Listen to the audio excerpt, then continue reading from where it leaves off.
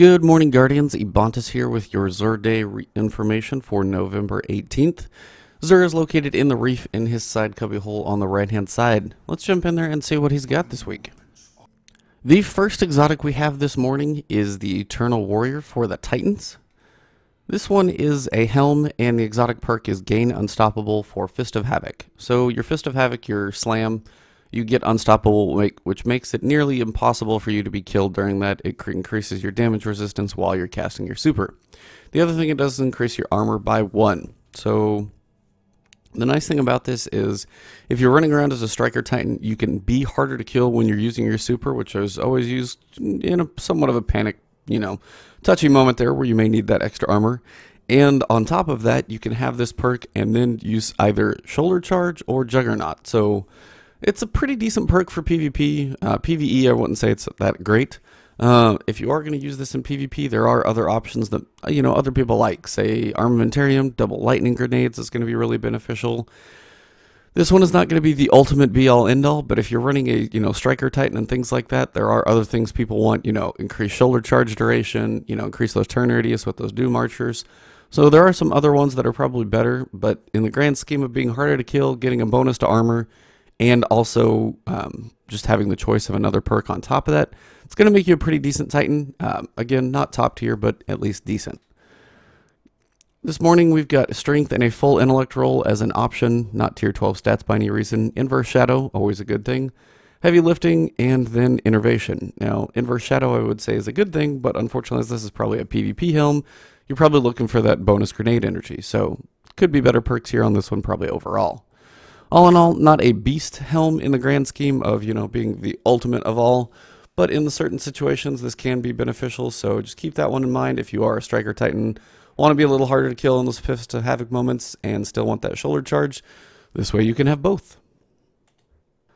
Second exotic we have this morning is the Knucklehead Radar for the Hunters, and this is a Helm. Exotic perk here is Sensor Pack. Radar remains visible while aiming primary weapons. Sounds pretty standard, works the same way as Mina Multi-Tool, and basically as you're running around with your primary weapon, bring it up, go ADS, you still have your radar up in the corner, which is beneficial. If you want to stare down, a sight line for sure with like a scout rifle, hold it down, try and get anybody before they come to it. You can still be aware of your surroundings, not get flanked from a side, so it has some benefits. We have basically a artifact that does this and Relentless Tracker now, so there are better ways to do this, honestly, and if you're going to go into PvP and this is your main focus, I would look into getting that artifact more than anything and then use an exotic for something else. Especially on your Hunter, you can get Shadow Step, you can have your, Blade Dancer be more effective for longer, you can have an extra shot, you can have longer to fire your 3 shots. There's a lot of other exotics you can use over this one, especially now as we have an artifact that does this, so this one's okay, but unfortunately we've got enough other things that do this if this is your main priority, that giving up an exotic for it really isn't the best way to go. Stats, we've got Discipline and Strength this morning, not a tier 12 roll, just kind of okay. Inverse Shadow again, more of a PvP Helm, and there's artifacts that do it, so if you are going to go with this one, just kind of, again, your choice on your perks here, but Inverse Shadow not that beneficial in PvP. And you've got Ashes to Assets, bonus super energy on grenade kills. This is the one you're looking for PvP, so that's a little better. And then finally, Infusion, replenish health each time you pick up an Orb of Light. This is just beneficial in most places. If you pick up an orb, just from anybody killing anything around the map, you'll be doing alright. So, not the best exotic just because there are other things that do this now, especially 8 legendary artifacts, so you're not giving up an exotic slot.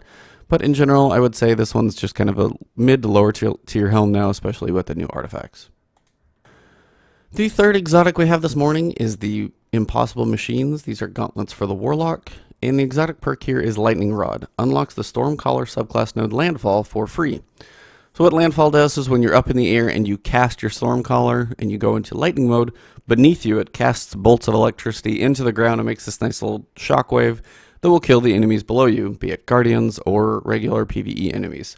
It's beneficial because you can also have this one, and then you can have Superconductor, which is one of the best ones on this one because it extends the duration of Stormcaller, which is pretty much what we're all going for. We want that super to last as long as possible, especially this one.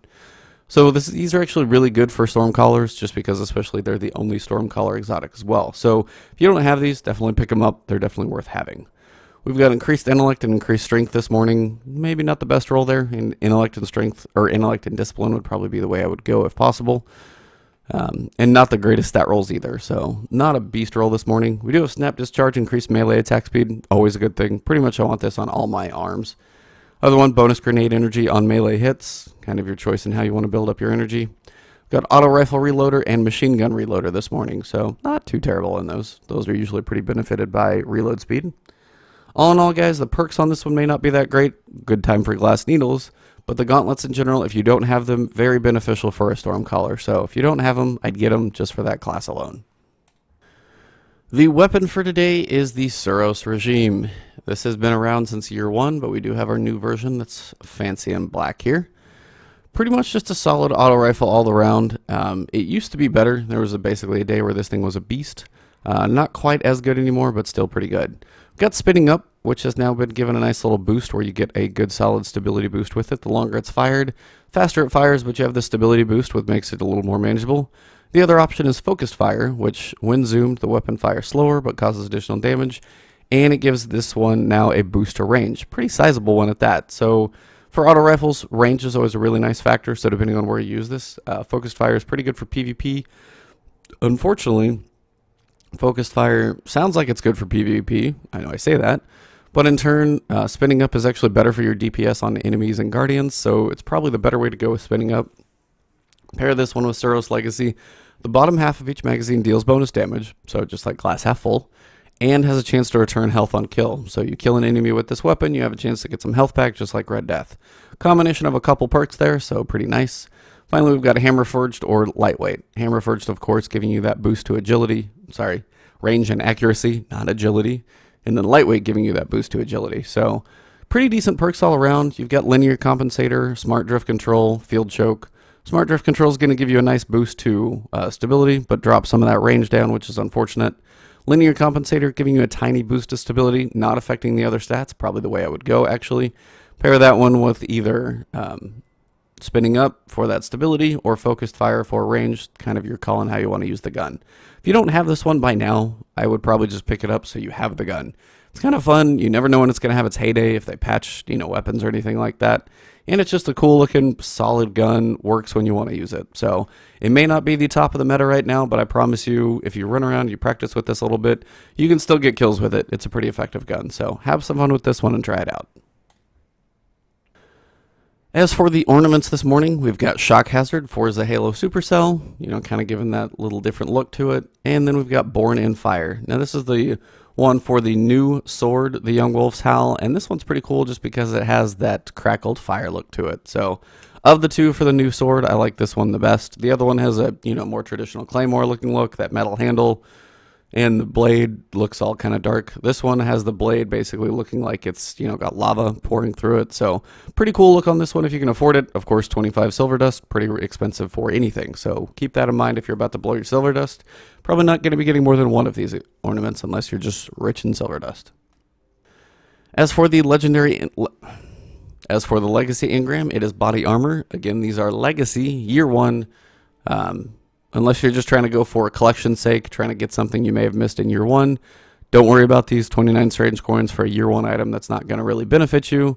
Not much use. You can buy these, unlock something for a year 1, and then unlock the year 3 version of it.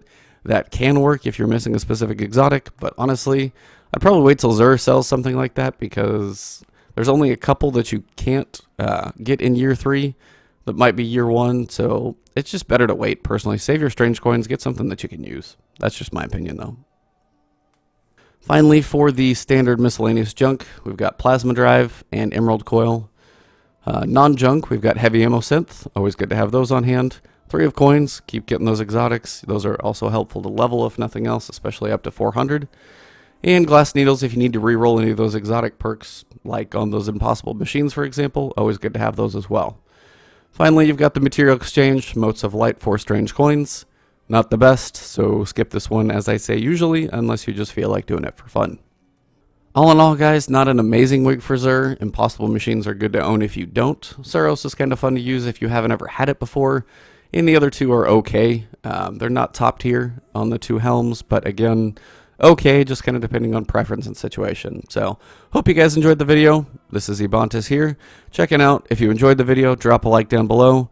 If you want to check out the rest of my content or just keep it coming your way, subscribe on the channel page, and I will keep the videos coming. Have a great weekend, guys. Enjoy trials. I'm out of town for the weekend, but I will be back on Tuesday, so I will see you then. Have a good one.